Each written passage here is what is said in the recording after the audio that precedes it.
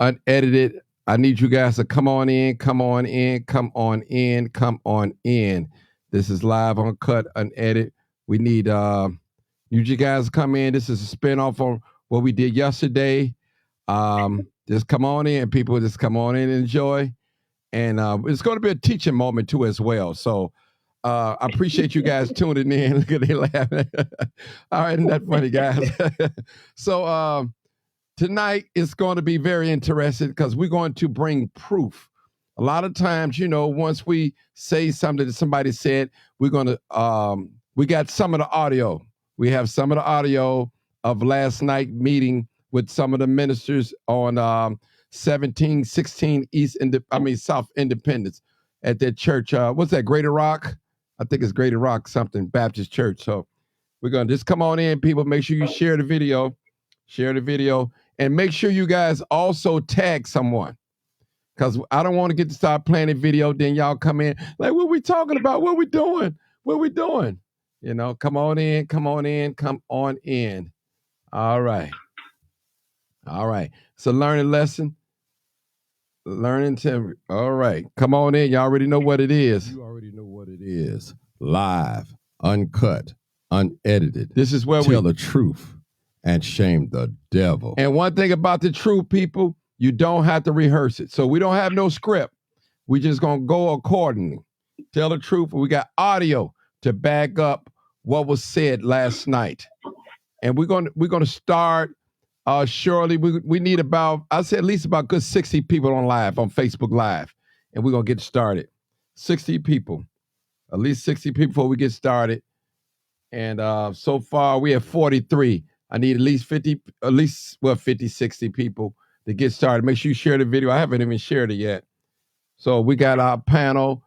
We got our guests that we had on from last night. And also, we're 7 calls now. And you can get on here and talk crazy if you want to. It's going to be a battle tonight, and I'm going to let it ride. I tell you, I'm going to let it ride. So if y'all want to get on here and go crazy, and hey, we got to do what we have to do. This is real. This is life and death. Life and death. We got to talk about this. They said if we keep doing the same thing and expect different results, that's called insanity. So we don't want to be, we don't want that title. We don't want it. So hey, I can't tell you who to vote for, what to vote for, but all I can say is whatever you vote for, you better vote for the right person, for the right choice, for your rights. Don't vote for somebody because they look like just only like you too. Now we got to get folks that's gonna represent the Black community, because we've been left out, and that's what we're going to talk about tonight in the audio. You're going to hear for yourself. A lot of races want Black people to push their interests back. They want us to help them out, but we don't get anything. We don't get anything out. So we're going to get ready to start. I'm going to get ready to start. I need to hit somebody else, tell them I'm live, and that'll be it. Doris, anybody want to say anything before we get started real quick? You guys welcome to say something real quick.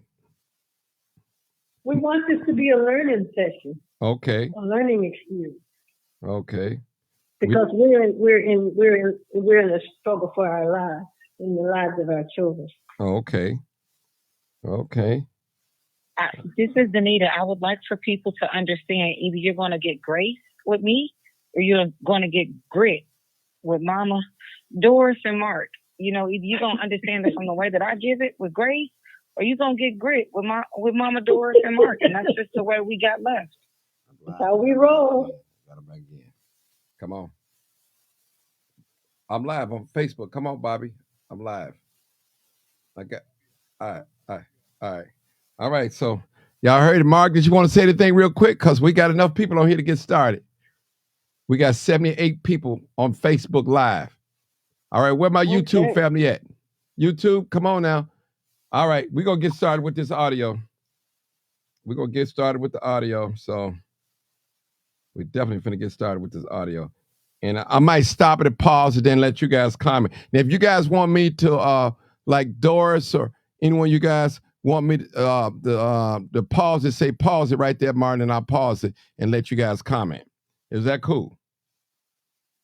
Yeah, that's cool. Okay, that's cool. We're gonna. Okay, that's what we're gonna do. We're gonna pause it. I'm gonna start. We're trying to see exactly where I'm gonna start at. I don't want to play the whole thing, but okay, let's see. Let's see. I always remember the legacy of those ancestors that came before us, and there were many others. I will also remember, of course, a dear friend, Colonel Lewis, I'm recording. I'm would have been the first. That ain't where I want to start. I'm gonna start in the middle. Really telling the truth on your own. That's the Autumn. Y'all want to hit Autumn? Let me play a little bit of him. Who? During the same period of time, what the serious issues. No, let's not look. I hate his voice. He can barely speak English. Okay, all right. You know I'll start. Let's get to the part where Danita, Okay. confronts the him, suffering of our community. Okay. because it's going back to back all three of us. Okay. You can't hear him no way, and then he can barely speak English. Okay, all right. Let me start with her first then. Okay. We all want the same thing. And we all or start with what that guy who I thought was the pastor was saying that made me feel like, okay, this is enough. Okay, start now. The Y'all gotta end listen of up. it. Y'all gotta listen up. And in the future, I would just like to ask, how many of you went in these other communities and been welcomed like this, like we do everybody else? We also have to ask ourselves, how many times can we go to Little Village, Ukrainian Village, and any other church? Turn it up some, Mark. We can't hear that good. Okay, hold on. Hold on. We turn it up. I'll start it all over. Hold on. Hold on. Hold on, y'all. I had it going perfect. Hold on. If you move in that manner, you guys will suffer first. Hold you on. Understand that you see that every single day. This is not. Can y'all hear y'all? Hold on. Operate on love, but we also gonna operate in truth. Every time we put everything we have on the table for everybody else, we get sold short. Even if it's the biggest. Is that good?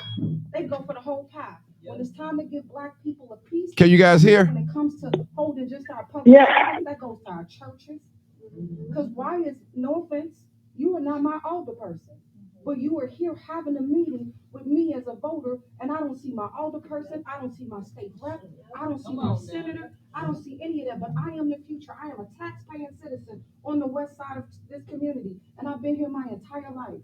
Thomas Chalmers Elementary, North Lawndale College Prep. I am an advocate in this community.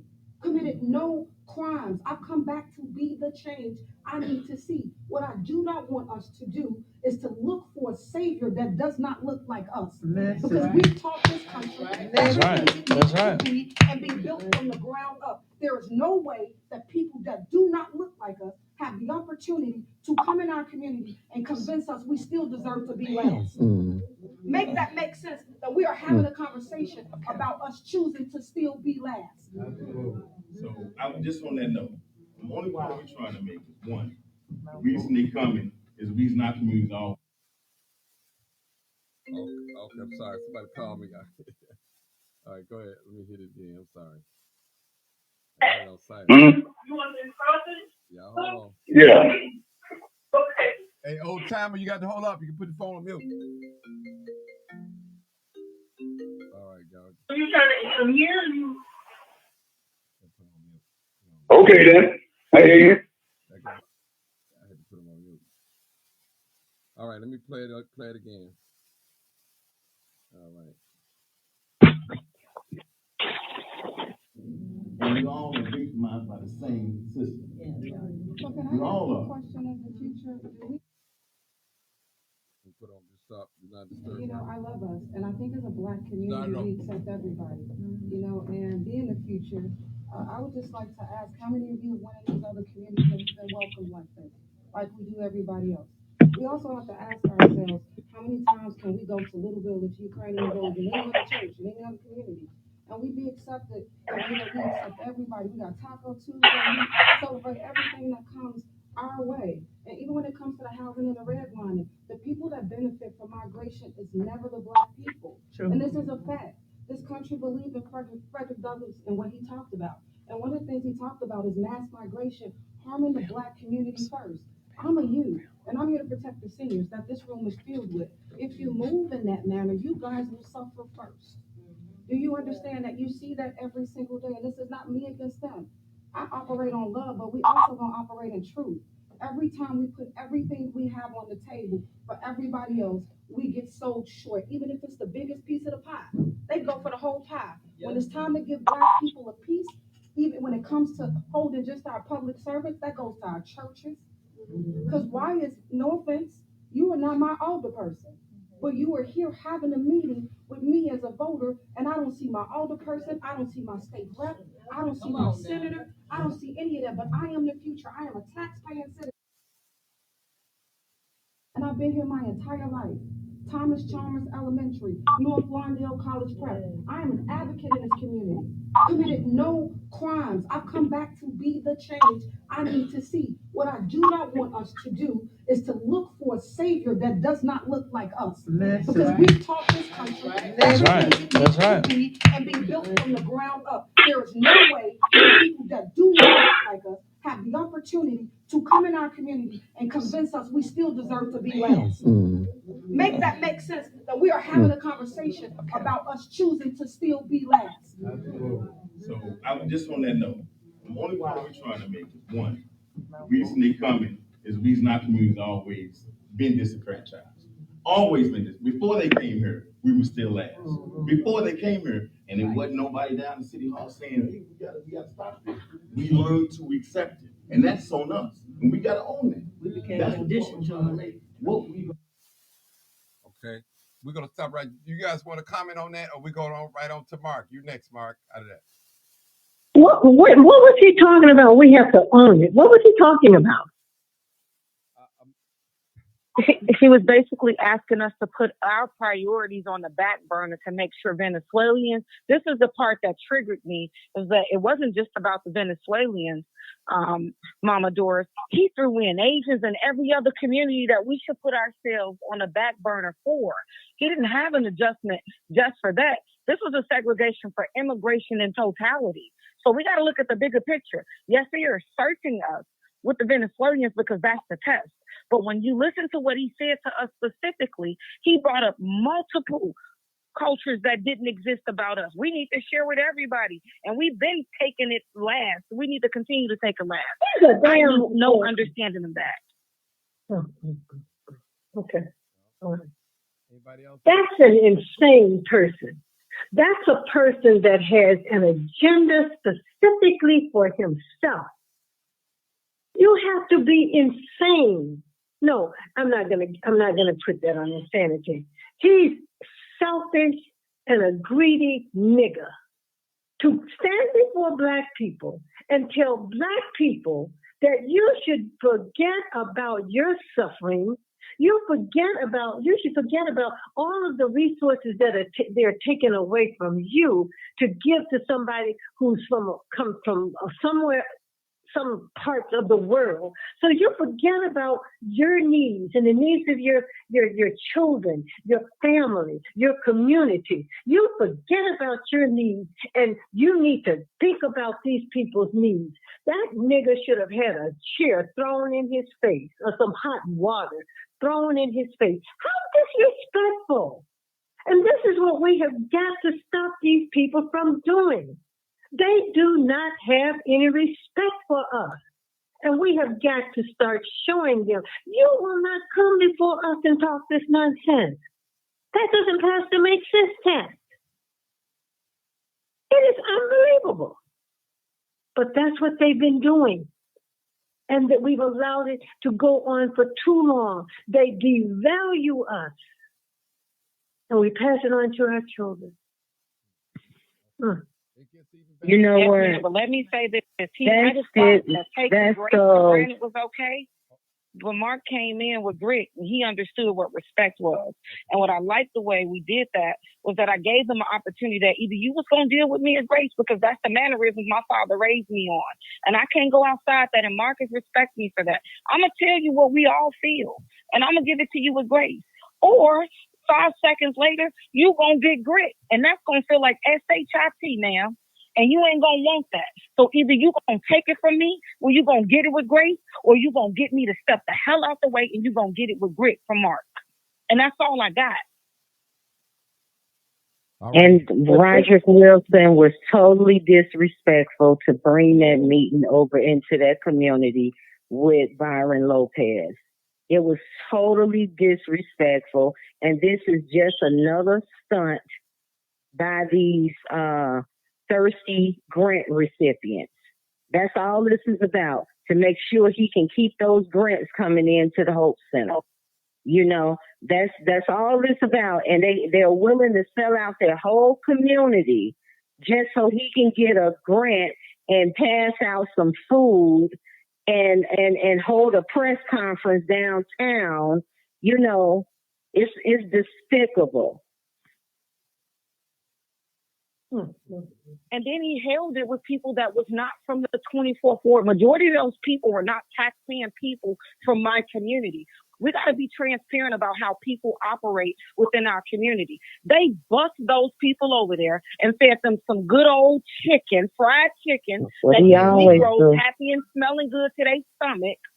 So we got to be transparent about how he got them there. That was not our community and representation, because I'm an advocate lead, and Mark was there. That wasn't our leaders in our community. As I walked out into the future, I'm sorry. These people came from another community? Yes. That's what Roderick Wilson always does. He gets us and he brings his whole party with him to make it seem like he has a lot of support. That's what he has always done. I used to be a bus driver, so I know. Start packing up and getting their bags ready to go, because that's what we're going to continue to do. I will not be uncomfortable in my community. I left because in the room, when I got my message out, I knew who was going to take over, and it was going to be Mark. And what Mark was going to get them, I knew they wasn't going to be ready for. Oh, you thought me leaving was going to be your answer? No, what I'm leaving you with, you're not ready for. And you don't understand that, because we work together as one band, one sound. And either you're going to get the one band with Grace, or you're going to get the one sound with Mark. All right, let's hear what Mark got to say. Hold on, let me just play it. Come on, I'm finna play the second half, and it's going to be a little longer, but we're going to play it. I'm going to stop it a little bit. Coming is the reason our community's always been disenfranchised. Always been this. Before they came here, we were still last. Before they came here, and there wasn't nobody down in City Hall saying, hey, we gotta stop this. We learned to accept it. And that's on us. And we gotta own it. We became conditioned to make. What we gonna do to fight for what we're supposed to have. Sir, it ain't them that's taking it from us. That's the point. It's the system that has always, tell me a time when we got when did we get a pie? We never got a pie. I said they convinced us the pie is there and give us crumbs. I never said we got the pie. You got it, and we never fought for it. No, you didn't fight. I'm the future. We're fighting and you're not listening. See, that's the problem. No. If the future is telling you something that we see is happening, I'm talking about what happened in the past. Because we got public city. We have somebody here that's an older person that's not ours. I didn't see him stand up in that room with the city council and say that we came first. I saw our older person do that. So he's here. So then we have the conversation with our older person about him being here? He's here. I invited him because we're talking about. Because nobody told him to happen. This is our war. I'm talking. He's here because we're talking about Venezuela, and he's an expert on that. That's why he's here, because. You gotta know why. 90% African American. All I'm saying is, sister, that's the program that came here. Whether that's the program you were looking for is something different.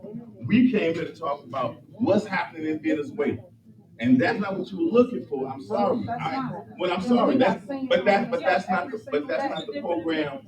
But that's not the program that we came and we lived through. And we chose this neighborhood because this brother wanted to have it. The mentality is now whether you alderman wants to come is something different. You had something. And is it a question or you making a comment? First of all, this Mark. First off, you in our community. Don't tell me how to ask, how to speak. I got you. Cool. It's no disrespect. Hold it. We're gonna be respectful. Bro, I'm being respectful. But I'm asking. I'm being respectful. I'm being respectful. I'm being respectful, okay? You're not going to dictate to me in my community, okay? You're not going to dictate to me in my community. She was speaking to you in a very respectful manner. So I'm asking. Okay, could you not speak while I'm speaking? Because I didn't speak while you were speaking. But you never answered my question. Okay, so let me speak, right? Let me speak, right? In the heart of North Lawndale, black people, in the heart of North Lawndale, all the vacant abandoned public housing, Pastor, that Chicago Housing Authority has been let sit, boarded up, those buildings on Independence, on Douglas, on Harding, on Troy. Guess what? Go look at what the name of those buildings on there now. Hispanic housing, okay? It changed from East Lake Management, a black company, to Hispanic housing. Guess what followed that?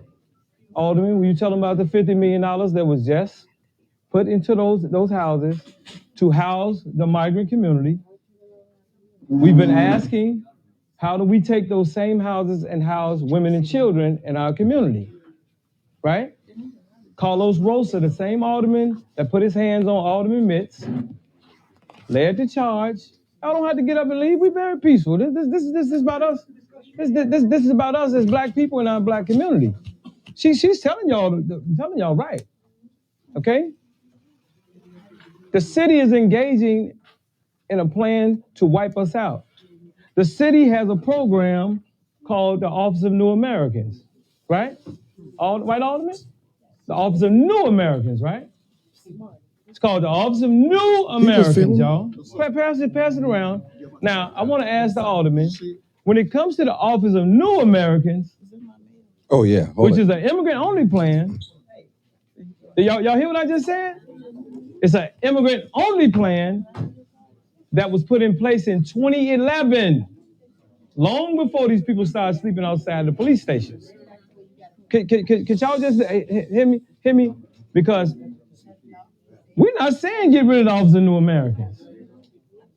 We're saying if you're going to have an Office of New Americans, then there must be an office for black Americans, right? Don't that make sense? Absolutely. Don't that make sense? So we're going to fight because you asked us on the front end of your speech to put our issues on the back burner when you started talking. That's exactly what you said. You said that we're not here, even though we've had these set of problems. That's not what we're here to talk about tonight. I got you.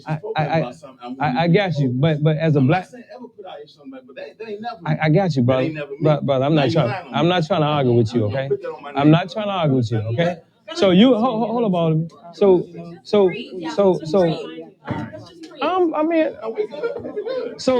to a black man, from black man to black man, a room for the majority of women, of your mothers and your sisters and your aunties. Don't ask us to put our issues on the back burner. Come on, man. I listen to you real clear, okay? I listen to you. You don't even live in this neighborhood, first of all, okay? So now, excuse me, just let me finish what I'm saying. Let me finish what I'm saying, man. You trying to make an argument. I'm not here to argue, okay? I'm putting the facts on the table, sir. I'm putting the issues on the table. So let me can I finish? Can I finish what I'm saying? Okay. You've already told us why we were here. We were talking about the globalization of what's going on. Your point is one thing. So we don't want this order. We said that first. Right. To make sure we have respect. Everybody have a right to say what you need to say. But how you respect it and how you receive it. Say what you need to say. Yes, that's all I'm saying. I really was saying it to the Alderman. I want to ask him, when it comes to the Office of New Americans, which clearly says that immigrant children will make up the next generation of Chicago's workforce. It says 100,000 positions were given to the immigrant population, and that moving further, they would train and attract immigrants to fill these positions. It also said they would remove the red tape so they would open up businesses. The banks would give them loans to buy homes and also to start businesses and to help them start businesses. If we're going to be asked as black people in the black community to stand side by side and fight, because see, Lawndale was initially Lawndale. It became North and South Lawndale because the Hispanics didn't want to be connected to us. So they split us and we became North and South Lawndale, right? So we're saying that if you're going to ask us to stand with your cause. Don't tell us to put our issues on the back burner. You didn't say it, he did. To put our issues on the back burner to take care of a new group of people who's just come into this country. Because we saw this before, Pastor. In California, our people are homeless right now. Because the same type of conversation where we thought that we were all on the team, black people are sleeping under bridges, in garages, or their cars, and the very people, the Hispanics, are sleeping in their homes. In California, I can go to New York, same thing. Go to Florida, same thing. Minneapolis, Minnesota, Washington, D.C., Houston, Texas, and then we're talking all immigrants, not just Hispanics. Nigerians are part of this, Hispanics, the Jewish community, they all came together, you all. Please hear me what I'm saying to you all. When you go look up the Chicago New Americans plan, you're not going to see us in that plan. And it's been in place since 2011. 3 mayors have been in full agreement. And this mayor said that he would have a more robust Office of New Americans that would give more resources. And he's showing us that he's doing exactly that. And it's going to end up with our people homeless. And so I end by saying this. Do not ask us to fight on behalf of a group of people who is undermining and supplanting us. Because what you will cause is a major civil war in this city.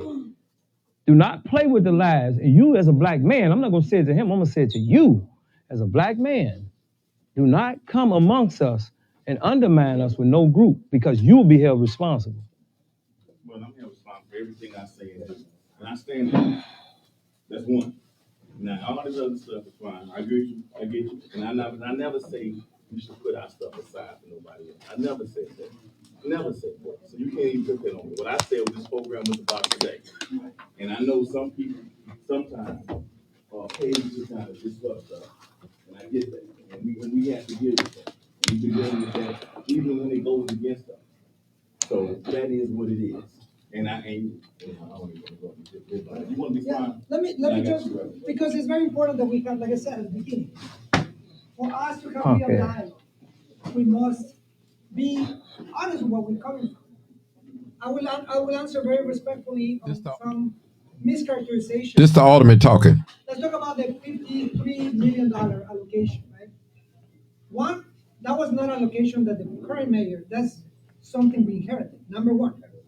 Number two is that if you look at the $53 million that was just to respond to what's thrown at us, let's really look at what actually was committed in 2019. 2 developers, $2.3 billion with a B, $2.3 billion for 20,000 units that they're supposed to have built. How many have they built so far? Can you answer me that? I don't work for CJ. Zero, right? So again, these are the agendas trying to distract us from the real issues. Yes, there's money, and it's not going to any of us. That's what I mentioned. The $300 million for supposedly they were said that every immigrant received $7,000. That's a fabrication. What we had was what? A polluted lot to put people there, right? And now they're retracting. So I want to talk about the facts. The fact, and I mentioned, yes, there is a plan, a master plan that has displaced black residents. But it's not that Latinos are not in the menu. And we're talking about that because we'll be fooled to think that. This is a plan, just like in California, what's happening in California. We have a proposal in March, the Prince Chicago Hall, to generate $100 or $150 million for a modest transfer, not even a tax, a transfer tax, meaning if developers or people who have $1 million plus properties will pay a modest interest on the transfer when they sell that. The realtors are fighting us over that. Yeah. Why? Because none of us are going to see those resources. No. So again, those are initiatives that will benefit all of us. But what is it? They're trying to make us think that we own $1 million homes. Yes. Okay, so I just want to bring us back to the issues. Follow the money. How does the TIF money has been used in the city of Chicago? as a piggy bank account of all these interests. I know what I've been standing on, and I'm standing because I not only represent Pilsen, I represent Oklahoma. That's where we took the fight. I'll be the first one to call previous mayor accountable for what she was doing to our black neighbors. And you know why we're doing that? Because we understood, and that's where we started with Fred Hampton and Mayor Washington. We understand our survival in the city as intertwined and connected. I, as a paramount, understand that. If we don't do that, we all lose the right to the city. So I take your point. I'm not telling you what is before what. What I do can promise you that the issues that we different in front of us requires all to understand where the money is going so that we can really hold these people accountable. This Office of New Americans, I don't think that we can say that the people's administration care about our black and brown kids. When you close 50 schools, close health clinics, look at the property taxes. This mayor don't either. Now, that's what I'm here. I'm here speaking. They all the same. On all of us. I said we need collective power. What I want to make sure is that I inform you of the agendas of distraction versus the agendas of construction of a new future that must involve all of us. I'm not saying who is coming first. What I'm telling you is that if we build this together, we have a much better chance because I tried to describe the monster that we have in front of us. That's right. How do we both win? Exactly. Both communities win. He just said. Listen up. Listen, people, listen to this. We're going to cut it off. How do we have both communities win? What is our strategy for black and brown folks to win in this city, to recapture it, to make it? Because it was black people that built this city, right? Black people that came up here, Great Migration, and we built it, right? Before that, right? We built this city. And so how do we get it back? What are our strategies to win? And I think part of it for us, we got to know what we need and what we want. Then we got to hold those accountable. Because all this stuff that's been going on, all this time, that's the point I keep raising. It's been going on, and we've been sleeping at the wheel all this time. And so, but hold on, because we got people voting on our behalf all the time. Yeah. And are they voting in our interest? They're supposed to represent us. So if we ain't holding them accountable, if we're not looking at what we can do for us, then we're going to keep losing. And then we can work with the Latino community. We got to get ours in order. Yeah. We do got to get ours in order. And it's been a black caucus for I don't know how long. And that didn't work. It was a black alderman that supported the 25 acres going to the billionaire. It was a black mayor that did that. And you talk about East Lake, slumlords. You talking about them? Slumlords. Hispanic housing too, all of It's a them. black owner. Hispanic housing and East Lake slumlords. Don't talk about the black one. Don't mention the Mexican one. They both are slumlords. We gotta expect quality, not just a black face. They gotta give Both us the companies best. are slumlords. And we're not gonna- Both companies are slumlords. That's why I know about Oh, East okay, Lake, okay. because I get all the complaints. I know about both of them. So, but when you say that the slumlord black Okay. company East Lake, and that's what they are. But we can't say, oh, it's a black company went to Latino, and they not even up to the Okay, standard Pastor we want to ask you a supposed question. to represent. Pastor want to ask you a That's question. all. But back to your question, sister, and then we go to you. Anybody else want to answer a question? I got you. Anybody else Spill want it. to answer a question? I got you. Let me Hey, facilitate. Pastor. Look, what I would say just briefly, and I know we got like 2 more questions, but this is the dialogue that we need. Look, as tough as it is, we must. Listen. Exactly. Right? And I'm not going to go away. Right? No matter how difficult the conversation is, we must have it. And I tell you, look, I'm a father of 3. Look, I went against a Latino candidate for mayor because I understood that if we had a mayor who only cares on one side, the rest of us would be in trouble. Yep. Right? Yep. Now, I'm putting my hopes that the mayor that we elected with 80% of the black vote, because I got to say the wisdom is real, and I recognize that. Latinos barely, right? Barely. So to build a real dialogue, we definitely gotta hold all these companies accountable, and that's why we need changes in leadership in CHA. We talked about this. Yeah. We gotta talk about changes in HUD. We gotta talk about city government, county government, all of it. That's right. And that change doesn't happen without us. That's right. So that's what they're, look, I'm here, not only as an alderman, but someone who's seen the effect. I was a teacher before this. I couldn't even vote before 2013. But I saw what they were doing to my community. But that's right. And I came, the first place that I door knocked to ask for help was in Oklahoma. Fox and Barbara Jean Wright and George Collins. Why? Because they were facing the same threats that we were facing. Right. And I couldn't go to any other community to say, someone said, you know what? That's not a conspiracy. That is very real. And we're fortunate that we saved one of Barbara Jean Wright. That was a hot development. Was almost in the hands of a developer. I will be very candid with you. Some of our organizers that were helping me almost went to jail because the developer was willing to go that far. They accused me of buying books. They literally tried to put me in jail. Why? Because we were concerned about that development going to private hands. There was another development, just a few streets, 500 luxury units.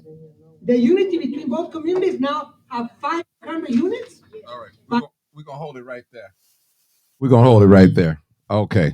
All right, guys, go ahead. You guys can talk and start commenting on this. Doris, Mark, Erica, Danita, go ahead. I know it's a lot. I thank God that I'm not an old damn fool.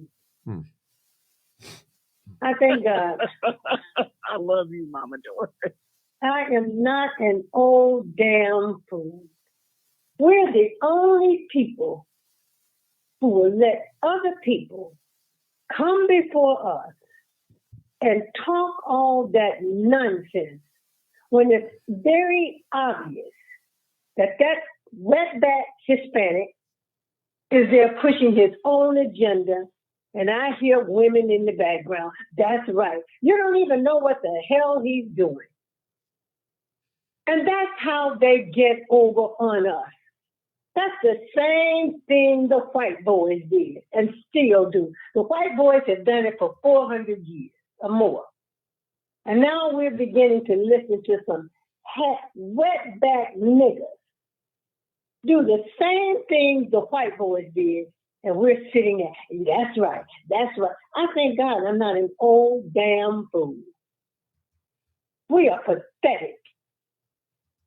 These You know what, Mama women Doris? to me are just pathetic and disgraceful to me. Mark changed, I think a lot of people, I'm going to say this, half of the room, you're right, was pathetic, and I don't disrespect my elders regardless. I give that to you and Mark, and I love it, because you get to do what my age and grace doesn't allow me to do right now. And when I get to that space, then I'll make sure I groom the next generation the same, and I love you for that. And 1,000% you are absolutely right. But if it was not for Mark, I think for me, the most important part people need to understand about people like you and Mark, Mama Doris, you get on here, you give your energy, you give your time, you give your voice all the time. You are 70 years old. Mark, 50 plus years old. It is time for you to stop saying the same damn thing that I have been hearing you and Mark exercise for generations to come, and they need to be behind our plan, or we're going to leave them like Harriet did. And that's the conversation moving forward, and that's how I feel. Either you're going to be aligned and be one band and one sound and deal with grace, or you're going to deal with grit, and you're going to get my people like Mama Doris and Mark. Mark saved me, because if it was just me, and I want the world to understand that if it was just me giving that grace that all y'all keep pushing for us to continue to have without anything else, nobody would have respected me. But they needed to understand that either they were going to get this version of us, or they were going to get the Mark and Mama Doris version of us, and they didn't want that. And you see the difference and how they respected both of us. I'm a respected woman, but he kind of shuffled me off with my grace. And I want our community to understand that when I'm in rooms like this and I'm moving like this, it's always like this. But if I don't have that balance of Mama Doris, Mr. Martin's perspective from the media, and Mark to have my back as a Black man to lead me, I don't care what room I go into, Mark leads me as the man of my community. And I am strong, and I get it all on my own. And people who hear my name and notice me who talking know I move on the strength of myself. But I move knowing that my real strength is in the power of Black men. And if you're not moving like Mark as Black men in our community to protect the grace of Black women, then you're going to get Mama Doris produced times a million. Because I'm going to be Mama Doris if y'all don't protect me. Do you understand that? And I think our community needs to understand that you are so passionate and you are in this the way with that passion that you have is because nobody is freaking listening. We are not organizing and we are not one band, one sound. That means leave your economics. That means leave what you identify as at the door and you come in with this black plan for the advancement of our community. Well, I'm not with it with the new generation because that's not what we operate for. That's not what I learned under Mark. That's not what I'm learning under Mama Doris. And that's what I'm getting from all of this. And that's the fire under me as the future that follows behind Mama Doris and that follows behind Mark with the grace that I have. This is passion right now on the phone with me. You heard me talking to them with grace. This is passion because we don't have anything left. And I'm the future and I'm telling you we don't have nothing left. I'm sorry, y'all, for my passion. I apologize. No. Don't you apologize for your passion. You are doing what is right. You are being guided by a force that's much bigger and higher than any of us. You don't apologize for that passion. You're supposed to have that passion when you see people are doing something that is detrimental to your people. You're supposed to have it. And that's why, to me, those women, old women who did not get it, they are a disgrace because they know better. They've seen it. They've heard it. They've been a part of it. I've seen all this. I've been a part of it. And I'd be damned if I will listen to anyone.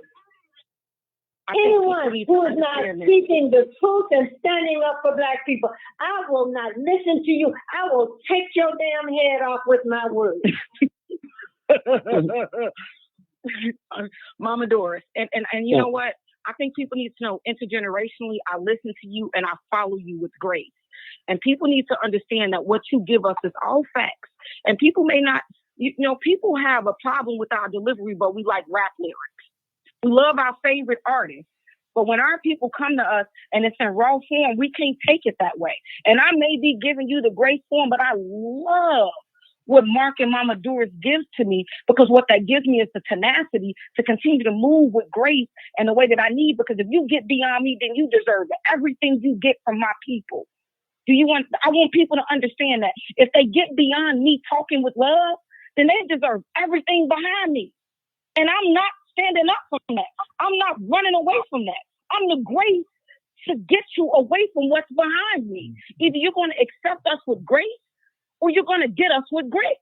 And I mean that because we are one band, one sound. And that is it. And that is across the nation. That is the only way we need to know how to move. And we need to take our leaders and we need to build them up. And we need to shut up and stop being personalized in our self-interest because it's not about self-interest in this movement. It is about the greater good for the advancement of indigenous African people to the Americas. And that's exactly what we are, the Black people that are indigenous to this land.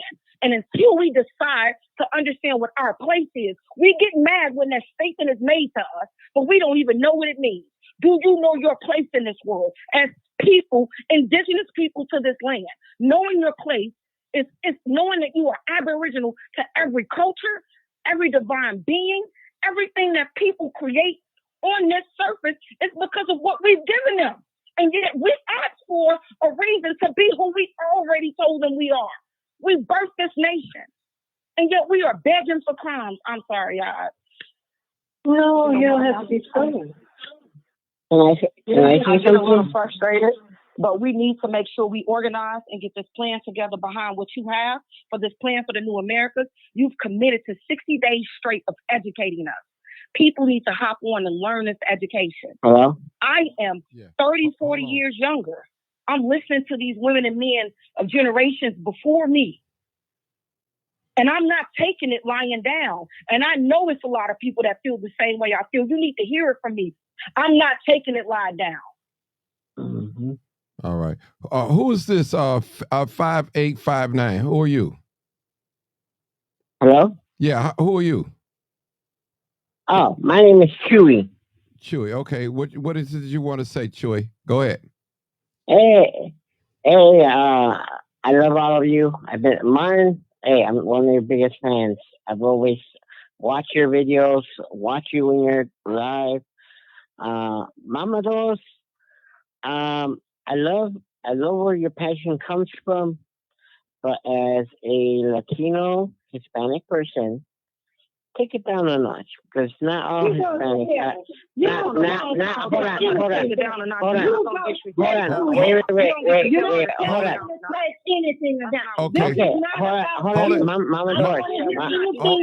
Mama Doris. Mama Doris.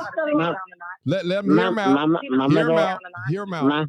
Hear him out, Mama Doris, and I'll let you talk. I don't want to hear her out or him out.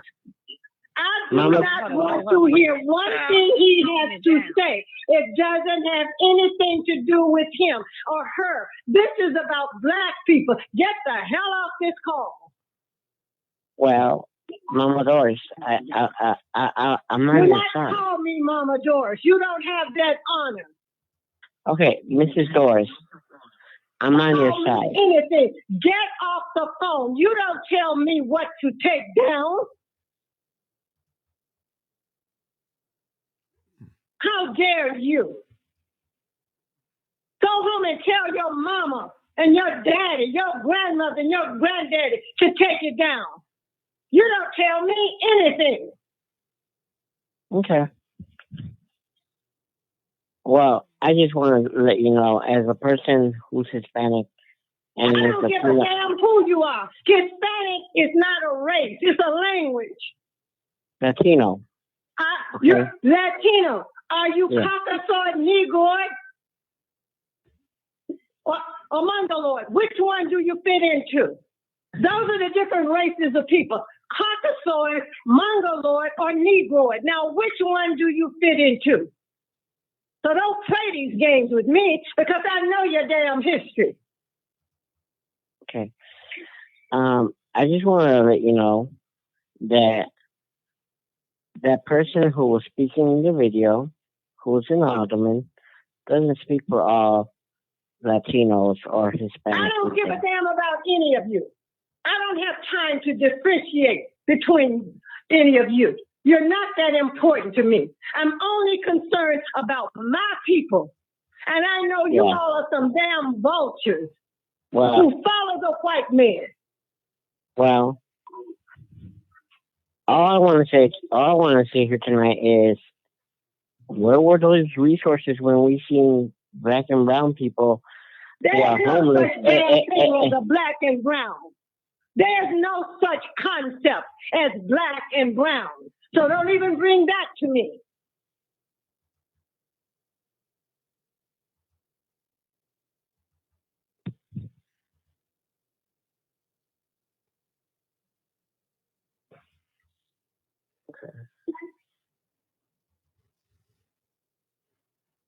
Oh, this political bullshit. Next part to the topic, Mama Doris. It's deep on here tonight. And she muted. It's deep on here tonight. The heckler. Next topic, please. Could we be something more productive? Is there something you'd like to figure out that's more productive for us? Okay, he's gone. He or she's gone. Good. Okay. Okay. Well, I didn't know who the person was, people. They called in and I asked, So, that's okay. Okay. That's okay. I told you I will take their heads off with words. Next person standing up with your bullshit. Oh, okay. Everybody wants to beat up on black people, the people of color, black and black. No damn such thing. These people are trying to take from us everything that we have given the world. Nobody wants to acknowledge black people. But I will make you acknowledge them, or you will get your ass off this line.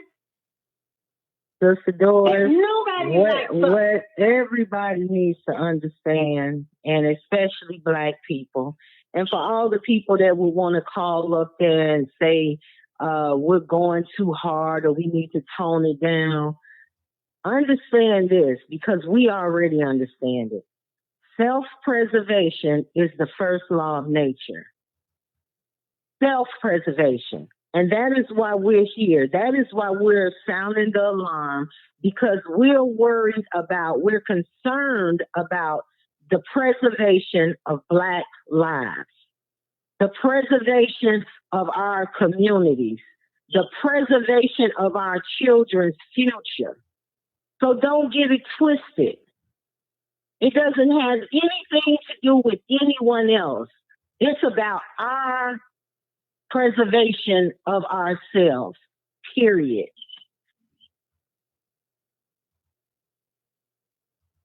Mark, I think you should go a little bit more into that document. You know how I done fell in love with those 52 pages of hell, but they can be even for us.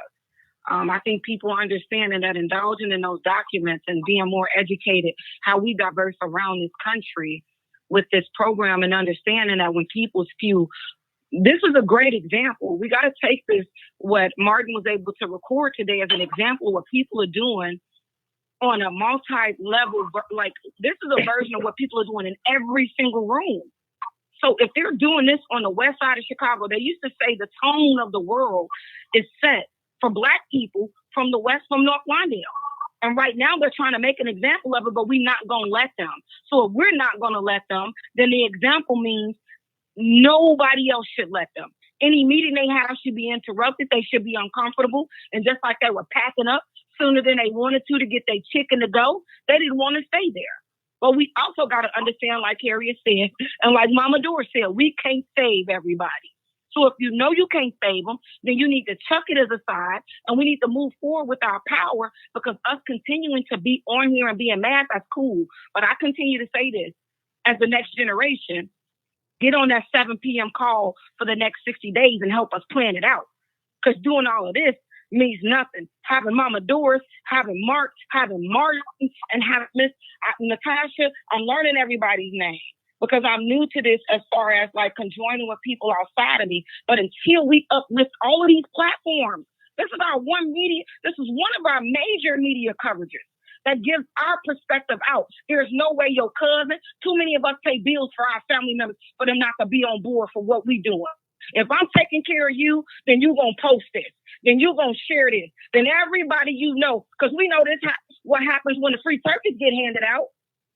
We need to have the same mechanism when our education and uplifting the women and men that are on this call, that are the generation that are fought for people like me, because I don't believe in the torch, because you got to wait for it to burn out. Mama Doris know my belief. I believe in passing the baton. So now it's time to pass the baton. Now we got to be up for the job. Are we up for the job is the question. Because we got Mama Doris, we got Mark, we got them on the call, and they're here to mentor us. Who's up for the next level? Because this don't stop with just them. This is forever for our community. You know, when these people come on, the minute they say something, you know, God created us in such a way that you will know something is wrong when a person says something that is wrong. You will immediately know it. And you must shut these people down. I grew up in a state, I think I was 12 or 13 years old when Emmett Till was killed here in Mississippi. I grew up in a state where they lynched Black men if they just looked in the direction of a white woman. Lynched them, cut their penis off, and then stuck it in their mouth. Hello? Yeah, hold on, people. Hold on, callers. So don't call me telling me to take anything down. I've lived it. I've seen it. I've experienced it. And to be almost 80 years old and see my people in the condition that they're in now, that is very hurtful and disturbing to me. Okay, good. Listen, the new caller, just hold on. We'll get to you. Put your phone on mute and listen. We'll get to you. Just put your phone on mute. We'll get to you. Okay, go ahead. Hey, cousin. Yeah, I didn't even. Okay, go ahead. You might go ahead, cuz. Go ahead. What's your comment? Good evening, everybody. Again, cousin, I'm super proud of you for just making people aware of what is going on. I currently no longer reside in Illinois. I live in Georgia, not in Atlanta, but within close proximity. I want to say a few things. The older woman that's on the line, she did make something. She just made a comment that makes a lot of sense to me. Here recently, I've been watching a lot of movies and films about African American history and our contributions. And now here it is. Emmett Till was killed when she was a little girl. She's 80 years old. My father lived to be 90 something years old. Here it is today in 2024. We are still fighting for our place in this country. And I will say this, being an African American woman who raised two sons in a Black community who never were involved in gangs and both went to college, because I set a precedent in the community. Don't touch my children. I will bust out everybody's car windows, gangs and all. So it seems to be this misconception of this power that people who are not for the neighborhood seem to be running the neighborhood. It's just like the good people in the communities need to take back control of the community. And we need to kind of listen and heed to the knowledge and the wisdom of the adult or the people or what's the word of people who are over us, our elders, right? And why aren't we learning? It's like we're constantly doing the same thing, expecting different results, right? It's to me, we are so far beyond a place and time where we should still be buying name brand gym shoes. We got to get to a point where y'all are buying nothing if it ain't a Black label on it. You cannot continue to support all things that are going on in this world and in this country that do not benefit you. Have any of you all recently seen the documentary about the Black family that's in North Carolina that are fighting to keep their own land? Their brothers went to jail because they were considered to be trespassing on their own land. They kept them locked up 8 years for trespassing. This abuse and this misrepresentation of Blacks in political arenas is so long overdue. God bless my cousin. It takes someone like my cousin who's passionate about the community to be a representative of the people in the community. Like, where are these aldermen coming from? It's so a lot of things we have to look at it and be accountable for, one, not being a participant or knowing or understanding what's going on in the community. I'm guilty of it. I've been young and lived in Chicago. I've been partying and lived in Chicago. But see, I was able, because for me, when I lived in those communities, I knew without a doubt my kids don't get out this neighborhood. My kids gonna go and travel the world, which they have. But see, the thing about it is, that's how a lot of people who are thinking and wanting the best for their children were thinking that way. We're not trying to partner with the people who's hanging on the corner. But it has gotten to a place where we're all the same. We all need to be joining hands and trying to communicate and understand this from a collective perspective of how and why and what's going on and where it's going to lead you and leave you. That's another reason why I got out of Chicago. And I love Georgia. You come here, I've never seen anything like it. Black people flourishing. They ran Black people out of the South because they wanted their land. They wanted their land. Those that stayed have been able to make something of themselves. But again, I've said enough. I do employ and encourage you all to definitely start thinking about how you move. Because I want to talk to you later, because I want to talk to you about starting something different, private. Look, we all on Facebook.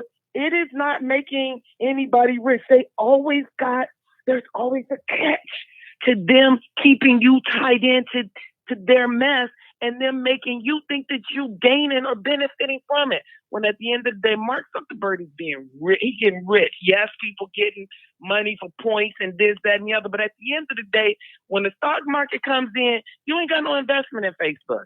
He do. He making the big money. Black people even need to figure out a way to do that. Separate.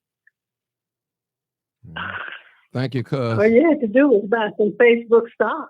That's all you had to do. Yeah, thank you. Yeah, I keep saying I'm not gonna stay on Facebook because listen, as much like I literally saw a quote unquote Christian, and I don't mean this. I hope I'm not offending anybody when I say that. I'm not saying I'm not a Christian. I'm just saying this person is quote unquote a Christian. She posted the other day that they said that you could not put up the 23rd song on Facebook, and I thought, so you're gonna keep your page? Like people say they'll die for Jesus, but she ain't gonna delete that Facebook page from. So it's like we gotta take a stand. We have to take a stand. You know what? We have to, like our ancestors did. Yeah. None of this is new. We have to look, even with Facebook, you have to learn how to use it for your advantage. That was the beauty and the genius of our ancestors. Yes, the drum. No one they always figured out a way around it. And that's what we have to do. We have to continue to do it. Because let me take this. But then let me take this next call. I'm gonna go. I ain't ran my mouth too much. I know. I love y'all. All right, thank you. 7404. Hey, caller, you're live on Cut Unedited. Go ahead. Caller, go ahead. Hello, how you doing? Right. Hey, how you doing? I just wanted to put my input in this, right? Because I've been around for a long time, man. You know what I'm saying? And I just want to say, man, we had the help. We had the help out here, just like what the immigrants are getting. We had the help. Ain't nobody wanted that help. Nobody wanted that help. What help you talking about, brother? What help you talking about, brother? I'm talking about what was going on today in this world, what y'all talking about. What? Tell me. They were giving us that help. How many? How old are you, brother? How old are you, brother? I'm 36. Okay. Have you ever read any books? I'm 36, and it was a time that I remember, man, that they was trying to put out. And I know you lying. I'm 38, and I'm the woman on the call, and I know you lying. I don't even know with me, so I'm gonna let Mark handle you, but I know that's a lie. Hey, listen to me. So look, I'm 36, right? And it came a time where they gave us the help. All the black men, brother, hold it. So somebody want to speak? Go ahead, Mark. See, here's how we have to deal with this. Break down the help that you're talking about. Let's hear you break it down. The help that you say that we had, that we didn't want. Now, are you speaking for your generation? Are you speaking for your generation? So yeah. Well, I could probably be talking about my generation, but I remember there was a time where they were trying to help us black men get out the streets, find us jobs, and this and that, and none of them wanted it. They wanted to stay in the streets, sell drugs, and do what they do in Chicago. And I don't give no fuck who's on this line listening to me. I know what's going on. They was trying to handle the what's going on either way. Hold on 1 minute, lady. Hold on 1 minute. Let Mark handle it. And so now the immigrants are coming down. Hey, bro. Now the immigrants are coming down. Hold on 1 minute. Young man, hold it for a minute. We're gonna let you talk, young man. Hold it. Let's hear. Matter of fact, break down NAFTA for me. You said what? Break down NAFTA. What is NAFTA? The North American Trade Agreement. Right. Break it down. You don't know. Okay, now. Don't know. Yep. The North American Trade Agreement was where in the 90s, long before you were old enough, or in some cases before you were born, there was a plan drafted and structured to make sure that not only we didn't get jobs, but your generation didn't get jobs. It was where they sent all of the corporations in the 90s out of the country so that black people didn't get jobs and opportunities. Then and I'm just keeping it short and straight to the point. Then I want you to break down welfare reform for me. You can't break it down, okay? See, you've been trained to beat up on yourself. You've been trained to find something wrong with yourself, but you don't know half the shit that you're talking about. And so when you come amongst teachers, you sit your student ass down there in your chair so you can learn something, all right? So when welfare reform came about, welfare reform was where they pushed women and children off public aid. And some of them became homeless. When they became homeless, and see, what we're not going to do is take the opportunity to find ways to beat up on ourselves unless we understand what social engineering is. Break down social engineering to me, bro. You can't.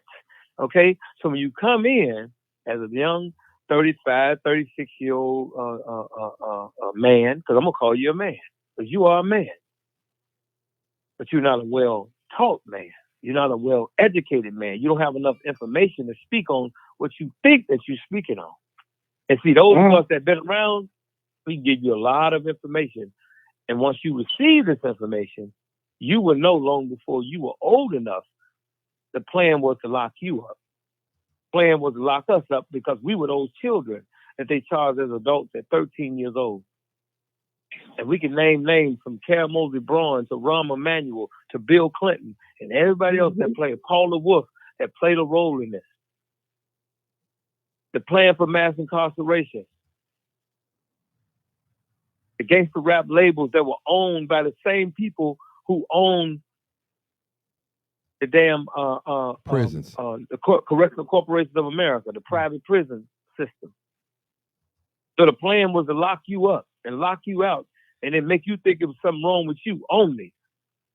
Yes, you held accountable for your actions, but who's responsible for the direction that your life went in? Social engineers. Those who were supposed to do the right thing, that stole the money.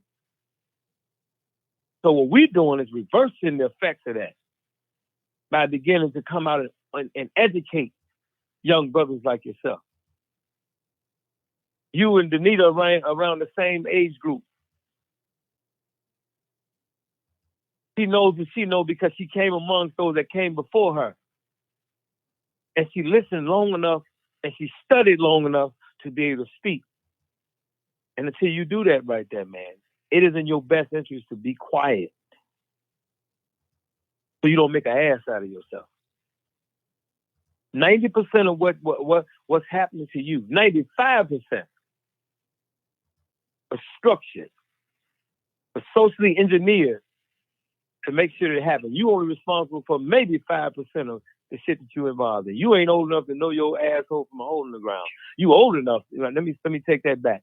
You ain't informed enough to know your asshole from a hole in the ground. And so you get around some older people that are willing to give you the information before you start speaking the way you speak. Your enemy is way bigger than yourself, your peers, your people. Yeah, the enemy's trying to catch up to me. Shit, he can't. I got too much money. What I'm trying to say is... Watch this right here. Watch this. Watch this. Let me show you something about the drill culture. And see, Big Dirk, Lil Durk Daddy grew up with us. Big Dirk. Okay. In the 90s, when we were little young guys, in our teens, see, by the time we were 19, in some cases, by the time we were 18 and 17 and 16, they had already targeted us to give us 50 and 100 years. And some of the people just coming home, some of them still haven't come home. Mm-hmm. But let me tell you something about the drill culture. Everybody's pointing out the artists, but nobody's talking about who the executives of those labels, who own those labels that promote your music. You see? That started back in 89, 90 when they had that meeting where they would flip the hip hop genre over into the gangster rap labels and the gangster rap music that spiraled our people into massively killing one another. And we had already dealt with that in the 60s and 70s when there was no social media.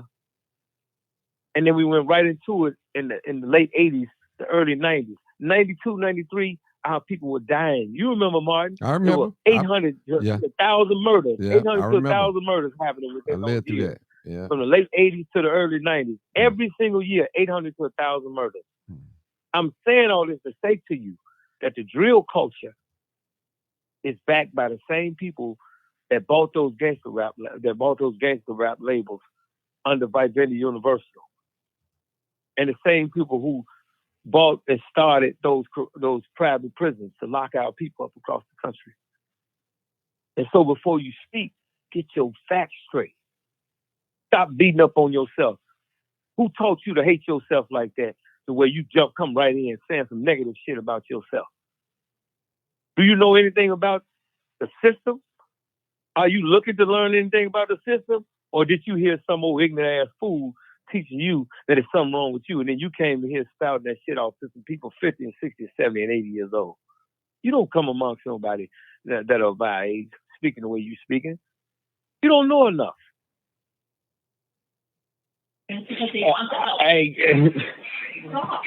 Hey, brother, can I ask you a quick question? That's fine. That's fine. But look, let me speak real quick. Look, I just want to ask you a question. Today is brother. I just want to ask you. Today is my world. Look, today my world. You probably old enough, and it was back in your days, right? But today is my world, right? It's still my day. I'm 2 years older than you, and I don't understand. I'm gonna keep using that excuse. They're not letting me talk. No. He don't understand. Okay. Hold it, y'all. We're gonna hold it, everybody. We're gonna hear the young man out because he did respect everybody and listen. Whether we agree with him or not, we're gonna hear him out. Okay, 7404. You got the floor. Okay, say what you have to say. Even if we don't agree with you, we're going to hear you. Go ahead. All right, listen to me, man. Look, I'm 36, man, and I remember a time, it don't have to be in y'all time or whatever, but I remember a time where they were speaking about getting us help, man. Getting us out the streets, getting us help, man. Getting our families out, helping us. Now, I might be a Hispanic, but I'm a black Hispanic, you hear me? And I don't care, man. And now I hear all this nonsense, right? But it was a time where they were trying to hand us out. And now these Hispanics come over here, whatever y'all want to call them. And now they need the help. And even the black people are giving them help. I know I work at a shelter right now where it's none but blacks. And I'm the translator, bro. And I work there. These black folks trying to help these people get home, man. And I work there. I'm the translator. I'm doing everything for them. I'm speaking for them. Come on, man. And now you guys talking about the black Hispanic. See, I thought you was black, because I don't waste no time on no goddamn Spaniards, no Mexicans, none of that. It's fine. It's fine. What do you mean by you're a black Hispanic? It don't matter. Y'all could be racist all y'all want. You hear me? Y'all could be racist all y'all want. Mark, let him talk. Let him talk. We don't have the power and economical access to be racist like you guys have been given free access to. So let's talk about that. When you talk about free access to y'all, you don't get to get it. Hey, Mark, we talk down. Okay. Hold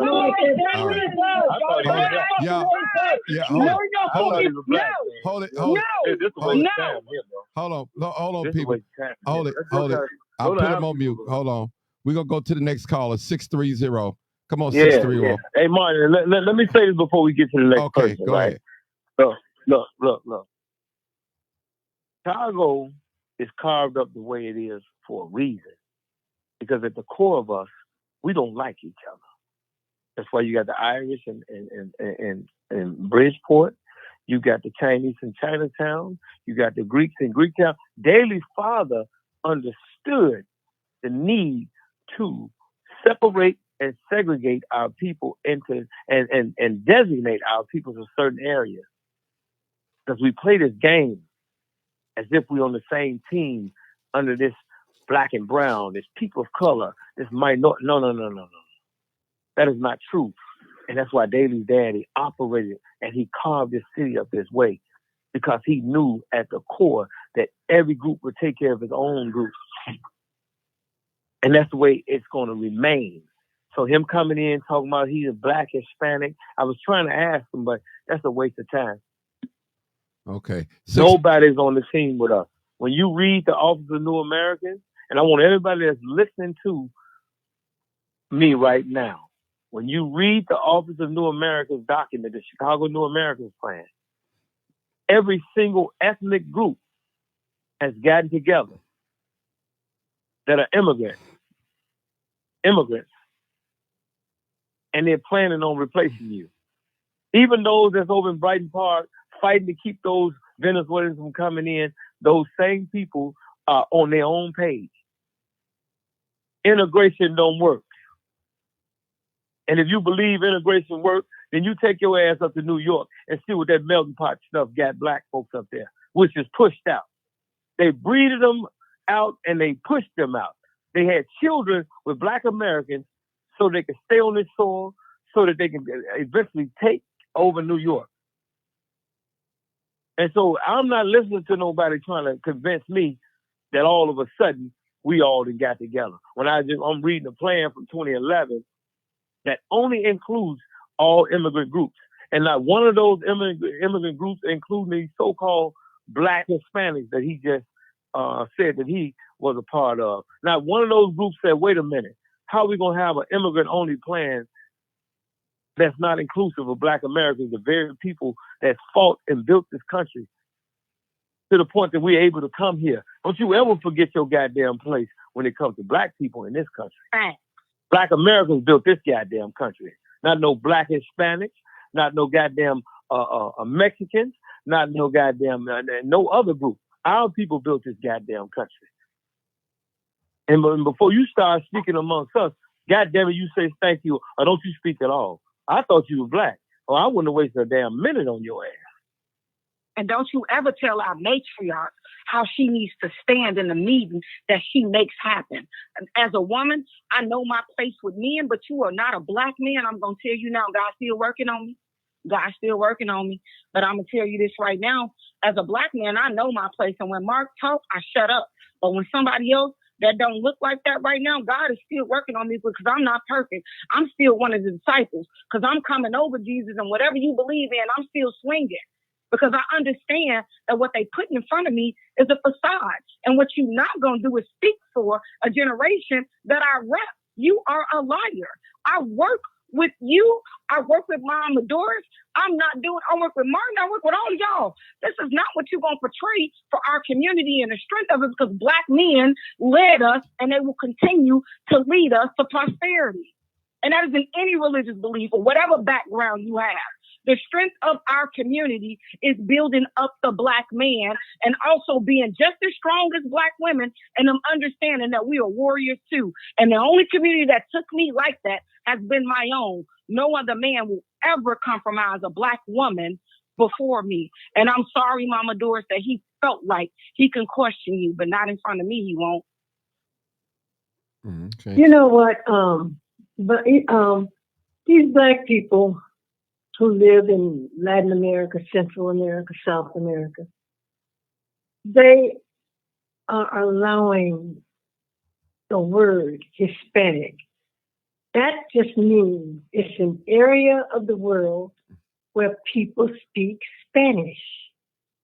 Spanish is a language. He said he's black, but he's confused because he speaks Spanish. You are still black, young man. There's so much racism in Central, South America. Black people in those countries catch hell. Black people in Venezuela catch hell. In Colombia, in Mexico, they catch hell because they are black. Yes, ma'am. That's why they catch hell. But they all speak the language Spanish.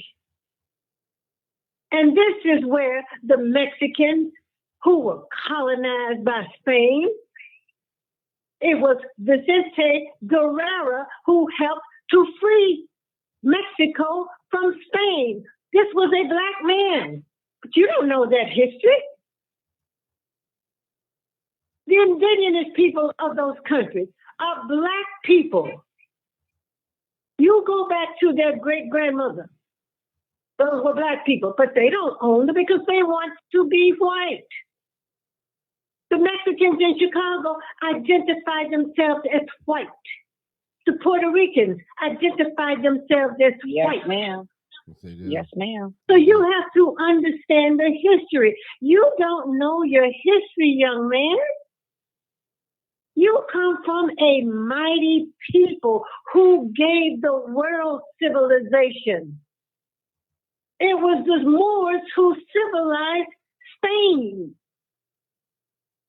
You're talking about people who were savages, who came out of the caves of Europe.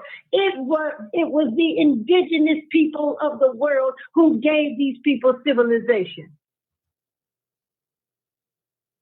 Get Ivan Van Sertima's book that came before Columbus. Start reading. Educate yourself. That's why these people can run these games on us, because we don't know the history. That's why that little devil who came on and told me to take it down. No, I'm going to take it up so I can run your ass off the line. I know your history. You want to be like this white boy who's a savage, who has colonized the world, who goes around the world taking everybody's resources. We understand what's going on in Venezuela, but that is not Black Americans' problem. We didn't create them. So you get on that white boy.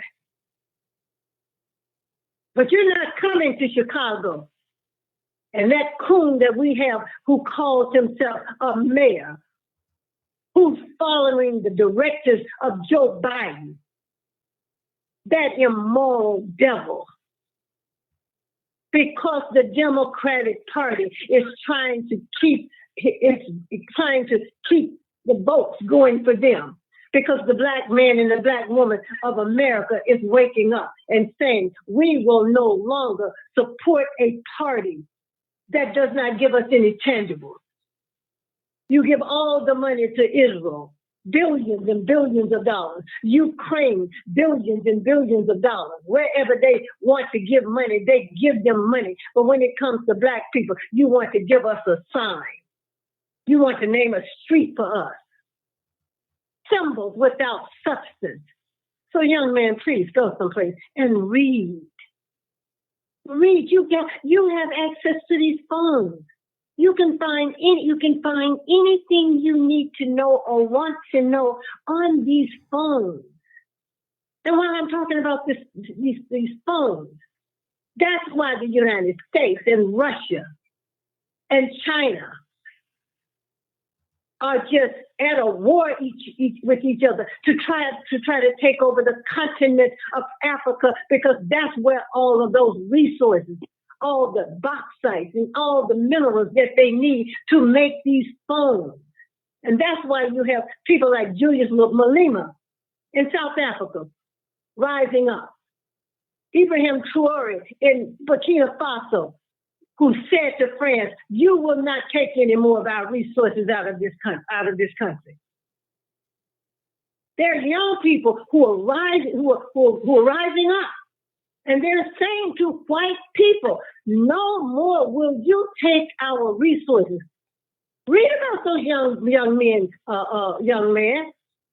Ibrahim Traore is in his 32 or 33 years old. Julius Malema the same way, same age.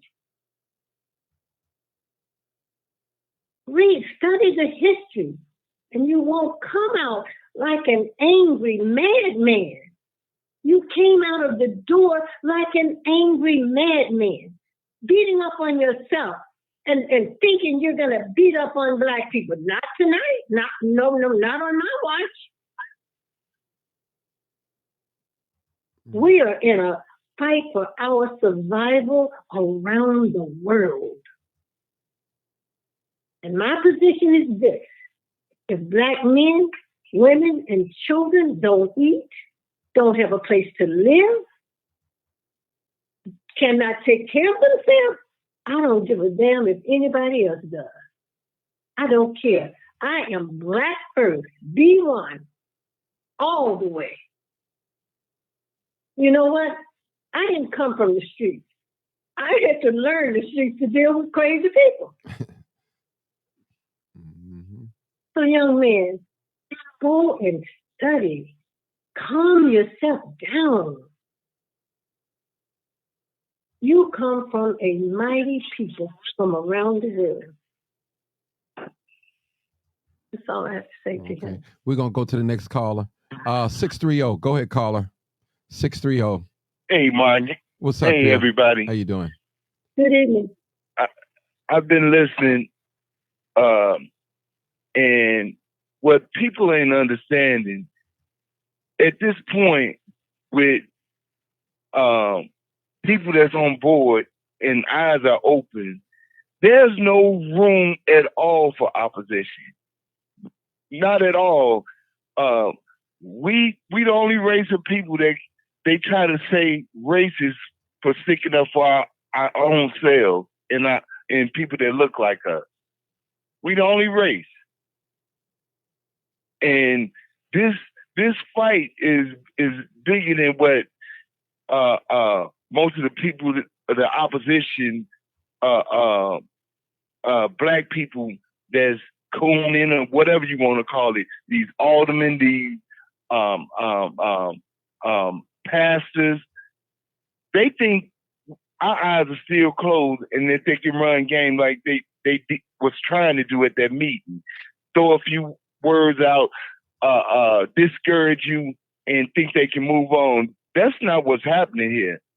And as far as what Mama Dora said, it's about learning your history. I mean, even it's factual. Number one, ain't nobody worked in this country for free but us. Nobody. We established the first economy through cotton, and then they added liquor. But what a lot of these, like that young man, and a lot of these old fools ain't realizing that we have disenfranchised. All of what we going through has been designed. Take for example, Mama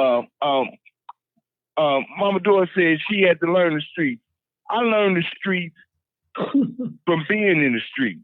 And that's what these people are going to have to face because they don't understand nothing else. But being in the street, the young man said they tried to help us and everybody wanted to stand on the corner and sell drugs. But where did they get the drugs from? They was put here intentionally. And Latinos had access to it, and they weren't even selling drugs in their own neighborhood. They got hooked because every time they devise a plan for us, for our demise, it failed and hit them in the face. That's why Wall Street had cokeheads and crackheads also. They didn't think that was going to happen. So all of this stuff has been pushed on us for many years, and now we see what it is. And there's no room for opposition. Mark was doing him a favor, trying to lead him, and I get it. That's the only way that you might be able to get some of these people to see what it is that has to be done. But this game has been fixed for many, many years. It's nothing that America has did. They throw a few little trinkets to make it look good. There's resources that was put in the black neighborhood that people didn't even know about. That's all I got to say. Thank you, sir. Thank you. You know when I say I had to learn the streets, what I mean by that, the cursing. I had to learn the street. I learned how to do that so I can deal with these crazy people of ours. And what keeps my sanity is history, my books. I go back to my books. I read Dr. John Henry Clark. I read Chancellor Williams. I read Ivan Van Sertima. I read these books. They help me keep my sanity because I understand what we're dealing with. And if you don't understand the history, believe me, you can lose your mind. And a lot of our people have just lost their mind. And, another thing with us as Black people, we want to see our people do well. So that's how Brandon Johnson got in. We want to see our people do well. So the older people voted for him. But he has deceived them tremendously. I know many elders who are just hurt. He has deceived them. And what he has done is beyond, I cannot forgive him. It's unforgivable what he is doing. Because what he is doing will destroy us. And we must rise up.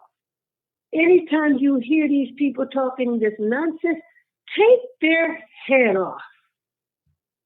Don't listen to it. One thing for sure, you can't back down because you're still be getting what you've been getting. That's right. With these politicians. That's right. Because at this point, they don't understand nothing but us not turning the cheek and accepting. You got to stand firm.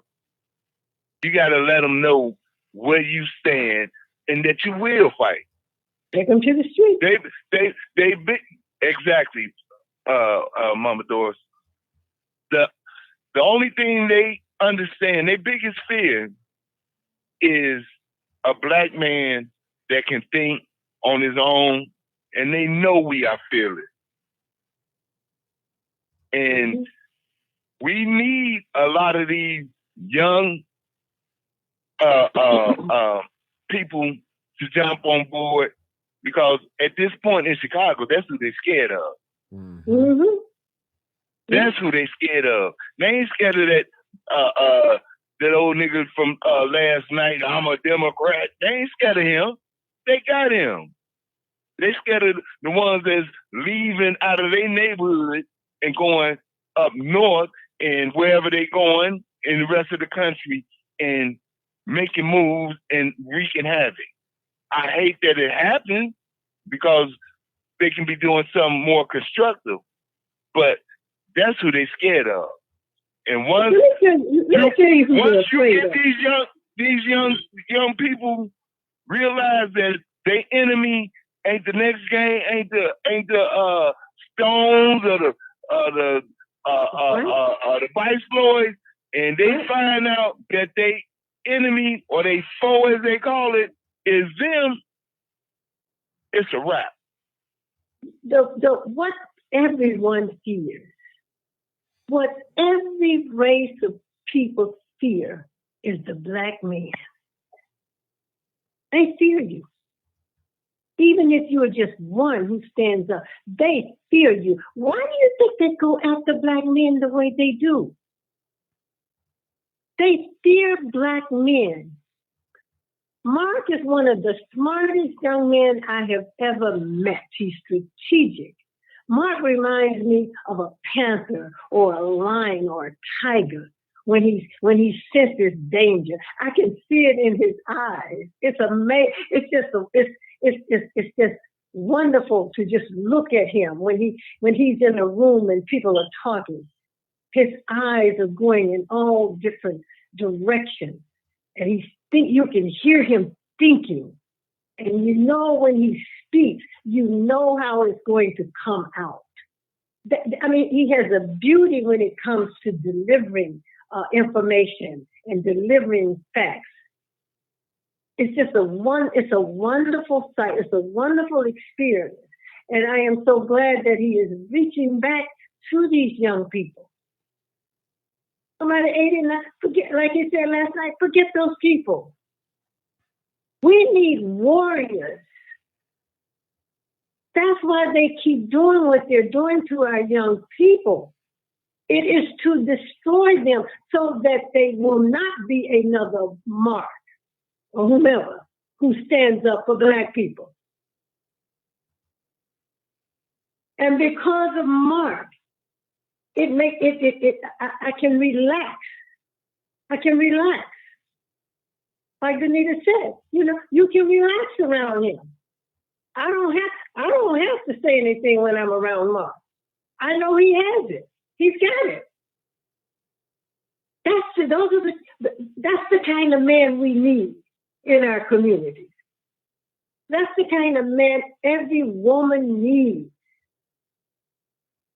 You know he ain't gonna let nobody walk through one of them rooms That's and right. push you either. And sister, when you get a man like that, stand back. We all have a role to play. I am not intimidated by strong men. So so we need marks. We've got to make more marks. And most of our young people are doing well. The media presents it as if black men and women, young black men and women are doing nothing. That is not true. Most of them are doing well.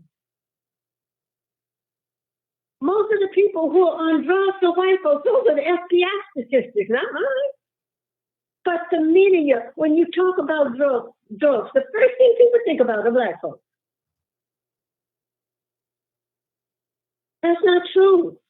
That's why you got to research, you got to read. You can't just listen to this media and listen to all this filth that these Jews, these Zionist Jews are financing.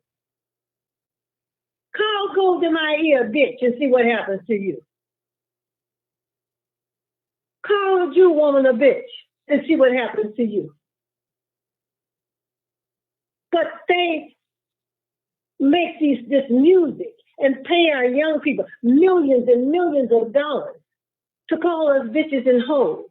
And because we're so thirsty for money, we will do anything. Look at how these young black women are dressing in these videos. Our little girls are seeing this. I just saw a video the other day of a young woman. She's a ballet teacher. She's trying to teach little black girls ballet. She tells them to sit down in their spot. They tell her, you don't tell me what to do. You're not my mom. The mother comes up. She's telling the mother about how the child is behaving. And the mother's response, well, if she didn't want to sit down, then you should have left her alone. That's kind of nonsense. We've got to turn this around. Black women have got to regain your dignity. Regain your spot of prominence, grace, and dignity. This is where you come from. We have got to turn it around. And we can. And we have to fight anyone who is against us. I don't care if they're black child. Because black folks, these black ministers and black politicians are our enemies now. They are my enemy. Benny Thompson from Jackson, Mississippi, went to school with him. He is my enemy now. You come to Chicago and support Lori Lightfoot in that immigration mess. He is my enemy. We've got to stop being impressed with people's black folks' titles. The first this, the first. I don't ever want to see a first nigga no more in life.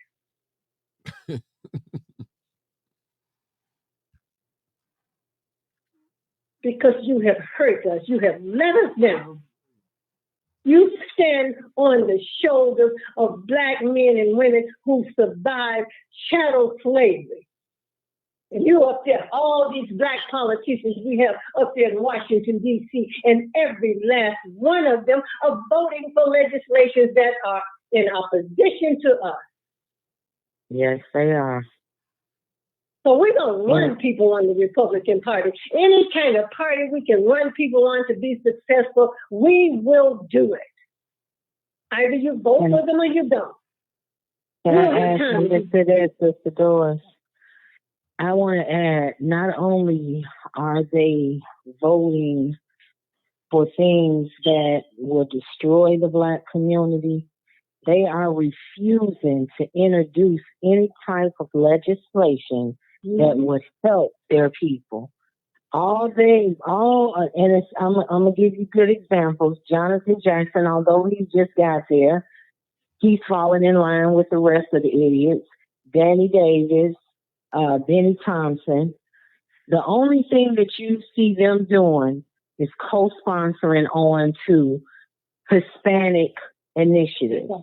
They are not introducing anything that could help black people. Danny Davis been there all that time. Why hasn't he introduced a resolution for reparations? Why haven't the Black Caucus did this? Why is it that we have to start on a local level and put pressure on the city so the city can put pressure on the government? You know what I mean? And it's just climbing up. And which it gets stuck and stop going anywhere. You know what I'm saying? They are in these positions. They're there with the president. They sit in Congress. They have the power to bring this into fruition, and they are refusing. They're flat out refusing.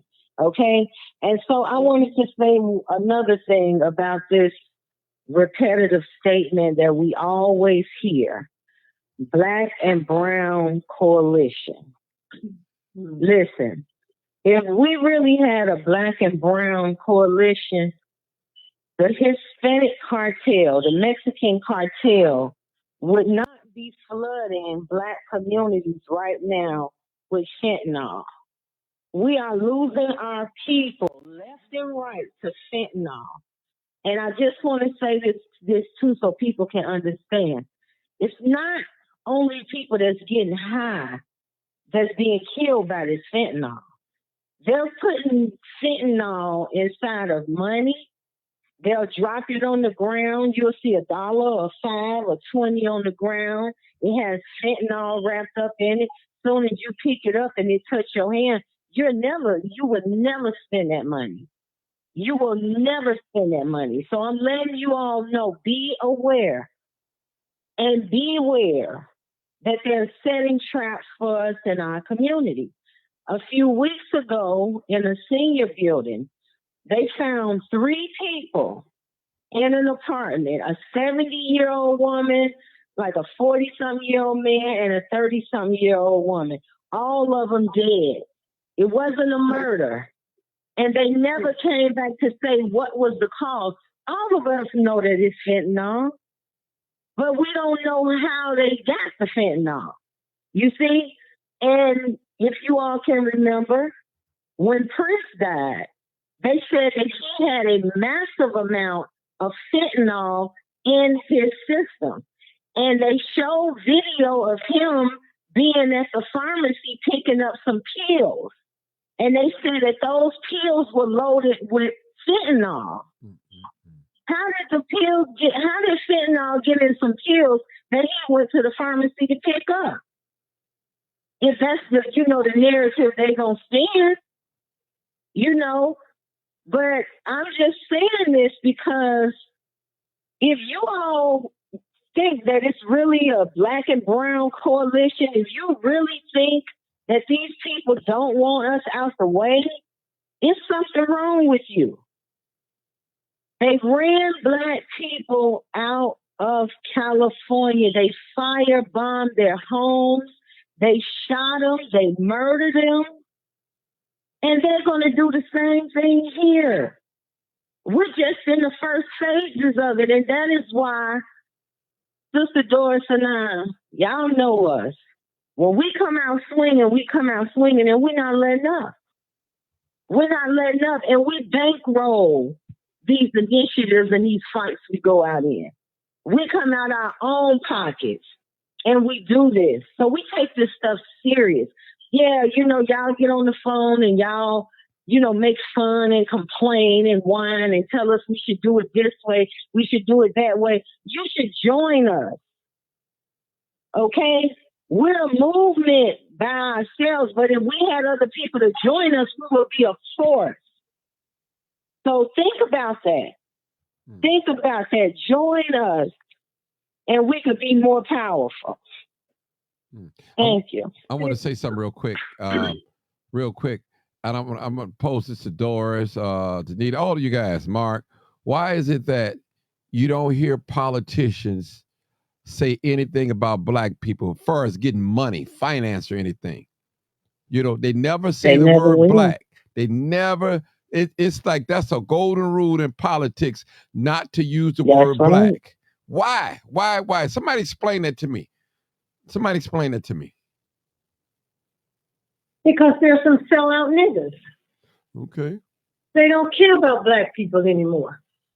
They're lining their pockets. Danny Davis probably has 4 or 5 pensions.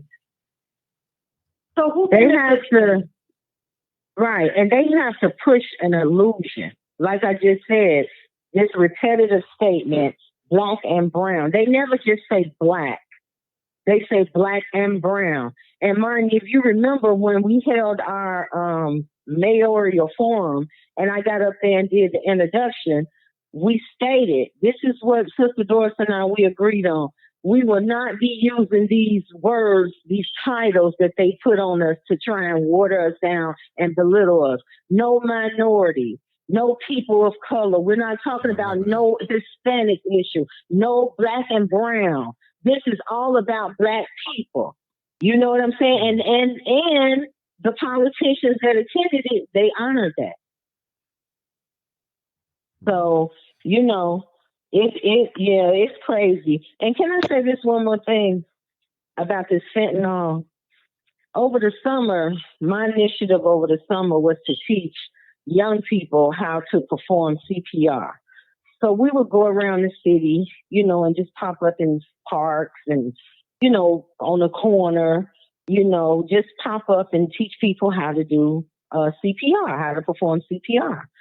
And so when I was out there, you know, I just noticed how, you know, you see our people out there, they nodding and leaning and, you know, and some of them ODing, things like that. So I reached out to my alderman's office, Alderman Yancey, and I asked his assistant, Miss Daryl Gray, if they could help me to get a supply of Narcan. So when I'm out there teaching them how to do CPR, I can distribute the Narcan at the same time. You know, they didn't give me any assistance. They just started pointing me this way and pointing me that way and, you know, things like that. So what I started to do was go to the library, because at the library, they give it out. You know, they'll have it at the door and you could just reach in the little box and get it. So when I would go to the library, I would get some. But after I was denied, you know, help with getting the fentanyl, the Narcan to prevent the fentanyl overdoses, I seen over the summer at Lollapalooza. Do you know how many people come to Lollapalooza? It's a lot of them. Mm-hmm. Do you know they had Narcan on standby there, and they gave it out to all the people that entered there because they said they always get people that OD at Lollapalooza. They gave it out to all of those people. You understand? Mm. So my thing is, these politicians, you don't even hear them saying anything about this fentanyl crisis that's going on in our community. They're keeping it under wraps. The police aren't saying anything about it. The superintendent, the mayor, the governor, none of them. They only start talking about stuff like this when it started affecting white people. And for white people, they even train their children how to use the EpiPen. They gave it to them in the schools. Nobody did that for us when we had this whole heroin epidemic in our community. People was coming home finding their parents home, you know, with a needle in their arm. They didn't know what to do. We didn't receive any training in school for that. But like I said, once again, it's these black politicians that will not advocate for their own people. All they're doing is signing off on things to help other than self. And it's time out for it. It's over. Y'all got to understand, we are coming for y'all. We are going to remove and replace you. Period. You know, Martin, they don't do it because we don't demand it. Okay. We don't demand anything from these politicians. And so they have, for the last 25 or 30 years, they become immune to doing anything for us because they know we're going to come right back and put them right back in. And when you look at the number of votes that they're getting, 2,000, 3,000 votes, they're not getting a lot of votes because most of us are just not voting. But whether you vote or not, these policies that they sit down there in city council and sign off on, they're going to impact you. They're down there signing off $150 million additional dollars for the illegal economic immigrants. $40 million a month that Black politicians are approving because we are not demanding anything. And when you don't demand anything from people, then they won't give you anything. Just common sense. We do not demand, we don't value ourselves. When you put value on yourself, you do not allow people to do any and everything to you. So we've got to start valuing ourselves so we can pass it on to the children. These little children don't value themselves because we don't teach them to value themselves. We don't. Look at all the killings in our community. The Black community has embraced hell about that. Well, girl, you know that's how it is. No, that is not how it is. That is not how it's supposed to be. That is not normal. We have normalized insanity. That's not normal. So we've got to take back our communities. We've got to agitate, mobilize, organize, agitate, mobilize, organize, and we can do it. But we got to stop complaining and get up and do it. Get up and do it for the children. Mm-hmm. And if you won't do it for the children, then we can just hang it up, I guess. So that's why they don't do anything. Yeah, because you never hear them say the word Black. And I heard one politician, well, you can't say that because of it. You might lose the white vote. You know, it's just, oh my God. Well, what about let them know you're going to lose the Black vote? Mm-hmm. But we don't value our vote. We don't value anything about us. Well, when Brandon Johnson could not have gotten in without the Black vote. No. That's the value of the Black vote. But they disrespect us because we allow it. I don't allow anyone or anything to disrespect me. If I sense that you're about to disrespect me, oh, hell, you better watch out. You're not going to do that to me. And that's how we have to think about ourselves. Mm-hmm. That's how we have to think about our communities. We are a powerful people. I remember years ago, Martin, Dr. Frances Cress Welsing, who wrote this book, The ISIS Papers, The Keys to the Color, on racism and white supremacy. And she gave a simple answer to something.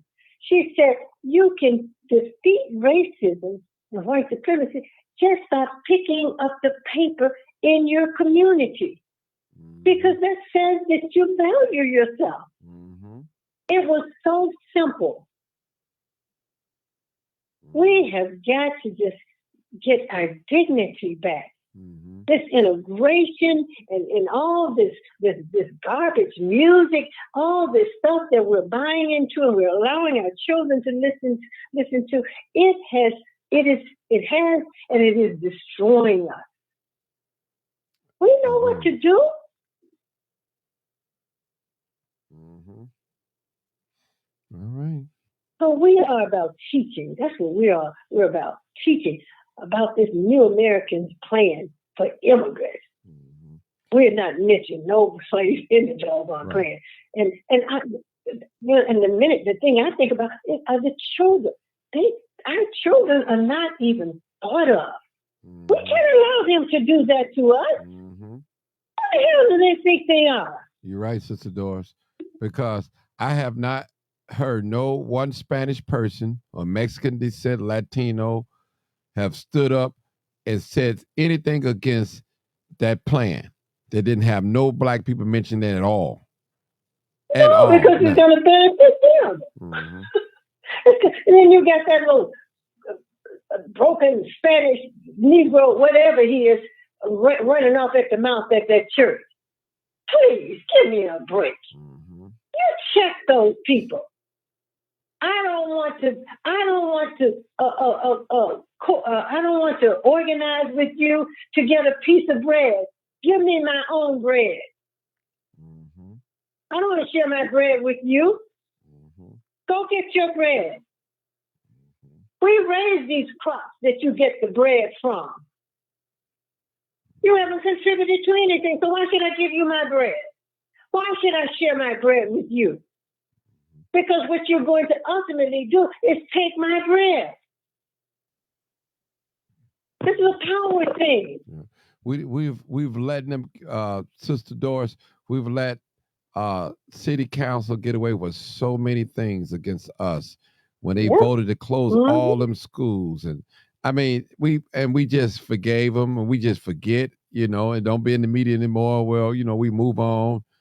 And, it's a lot of us. That's why. Go ahead, sister. That's why the communities don't have any people in them anymore. Rahm Emanuel knew what he was doing to implement this New Americans plan, the plan for New Americans. You had to get rid of some people. How do you get rid of families? You close the schools. People are going to find a place for their children to go to school. That's what happened. It was strategically done. Mm-hmm. And those Negroes down there in that city council didn't say one word. Mm-hmm. Down there, so what did they do? Down there laughing, and white people tell them, you're not like the rest of them. And that's what it is when they tell them things like that. But at the end of the day, little Mark Robinson, yeah. This little pompous punk, this little pompous, arrogant punk, don't know his ass from a hole in the wall. He's so arrogant and pompous, and he's one of them coon preachers. Oh my God! Well, whew. All right. Anybody else? Danita? Anybody? Mark? We're gonna close it out. We approaching that 2-hour mark. 1 hour and 56 minutes. Anybody else want to say anything before we close out? I wanted to hear Mama Doris out. I mean, I wanted to hear the things she said tonight. I mean, we heard plenty of times. Yeah. Go ahead, Mark. Yeah. No, I'm saying I wanted to hear her. Okay. And give a chance to our people, our younger people, to hear from the generation that they've never heard from. Mm-hmm. Yeah, that's what's missing in a lot of cases with our people. Mm-hmm. Martin, they weren't old enough, or they aren't old enough to know our grandparents, right? Right. Mm-hmm. Our grandparents speak a whole nother tune than our mothers, who are the young people's grandparents. Mm-hmm. So she comes on that last back end of that silent generation that was never silent. Mm. No, they're the ones that made the strides. They opened up everything for us. Right. See, I come from a generation where, the children were not thrown away. The community raised us. They reached back. We're little kids who went astray. That's just human nature. But they reached back and they got them, and they said to them, "We're not going to do this. I'm going to tell your mama. I'm going to tell your daddy. Oh no, I'm your mama today." Integration came about, and we lost our minds. We literally lost our minds. Because we could go into a white store, a white neighborhood, and then we started looking down on those who didn't get a college degree. Well, it's not everybody to go to get a college degree. Who's going to pick up the garbage if everybody gets a college degree? Who's going to sweep the streets? Who's going to do the cleaning? There's a role for everyone. But what we fail to understand, I don't care how many degrees you had or how much money. To white folks, you were a nigger. And when I was coming up, a nigger was someone who didn't have a poor character, didn't have any integrity. It didn't have anything to do with your race. If you could be white or whatever. That's what I was taught a nigger is or was. It has a different connotation now. But we have lost our way. And if we don't try to find our way back to where we came from, we will not survive this.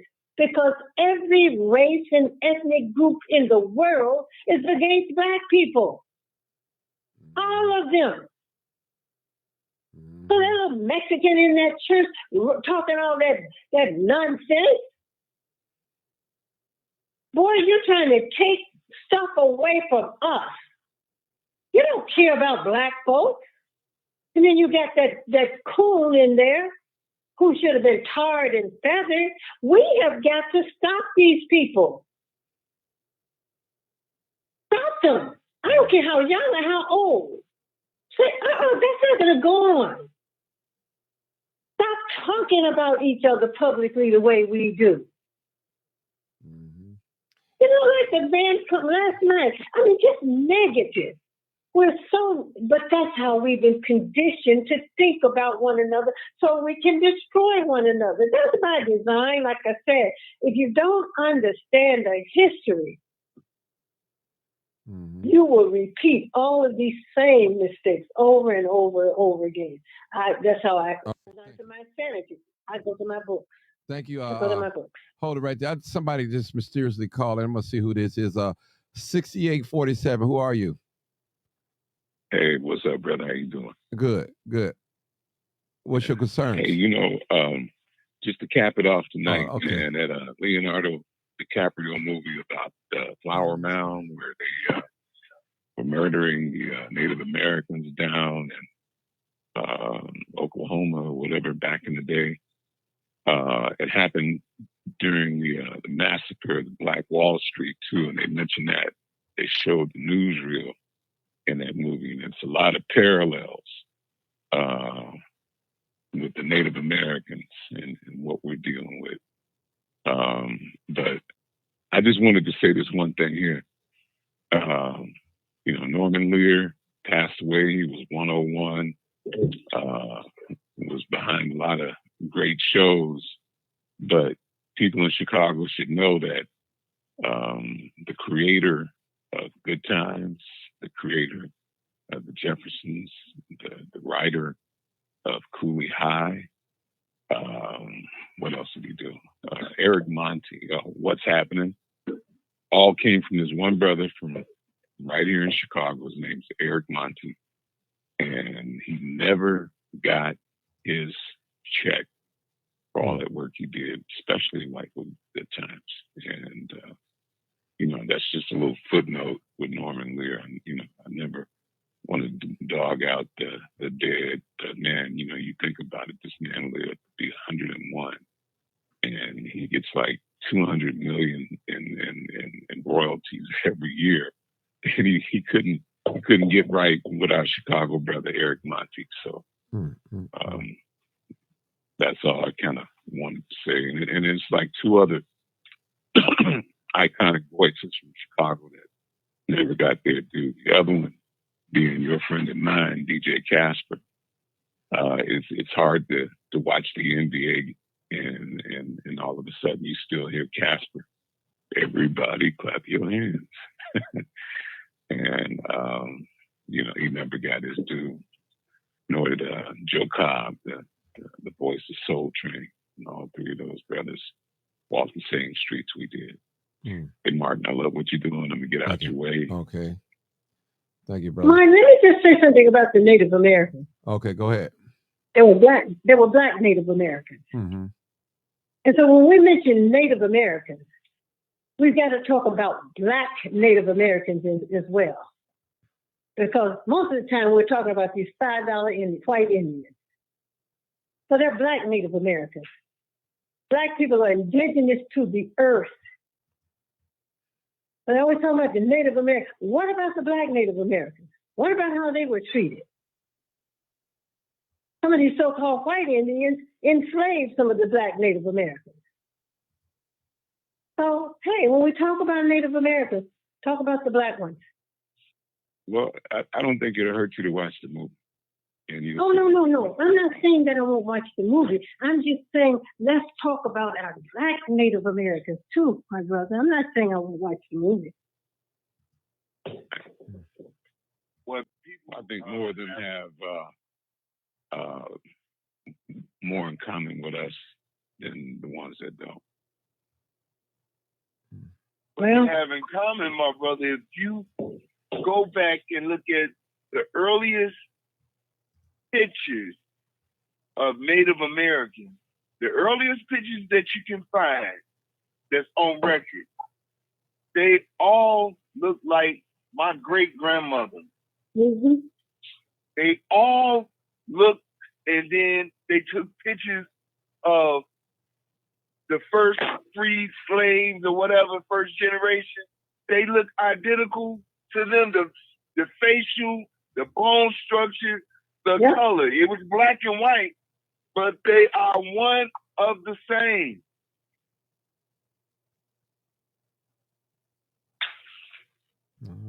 All right, people. See, it's by design that they deliberately leave us out of everything. Mm-hmm. We are the Alpha and the Omega, the beginning and the end. They don't want us to, if our children knew this history, we wouldn't have these children doing what they're doing, but we have failed. Because just because they don't teach them in the school, you can go get some books and teach them. They're out there. It's by design that they leave us out of everything. Mm-hmm. You know, Martin, thank you so much. Right. And we have to do more of this. We have to teach. Yeah. I'm a teacher by profession. Okay. We have to teach. All right. We have to teach. All right, people. We're going to end it right here. You already know what it is. I appreciate all my wonderful guests. Thank you guys so much. Thank those that came in the messenger. Thank the callers that called in. Thank those that stayed on the panel with me tonight. And I thought I wanted to bring part 2 because yesterday was so good. It was good information. You know, every now and then we have a little drama on here, but it takes that. We have to check one another because all of us is not, we all stand in correction. I would say that. All right. You already know what it is. Live, uncut, no problem, unedited. Tell the truth. And what? And shame the devil. I don't know about you, but I love being black. That's it. I love being black. I love being black. All right, people. Peace out. Peace out. Peace out.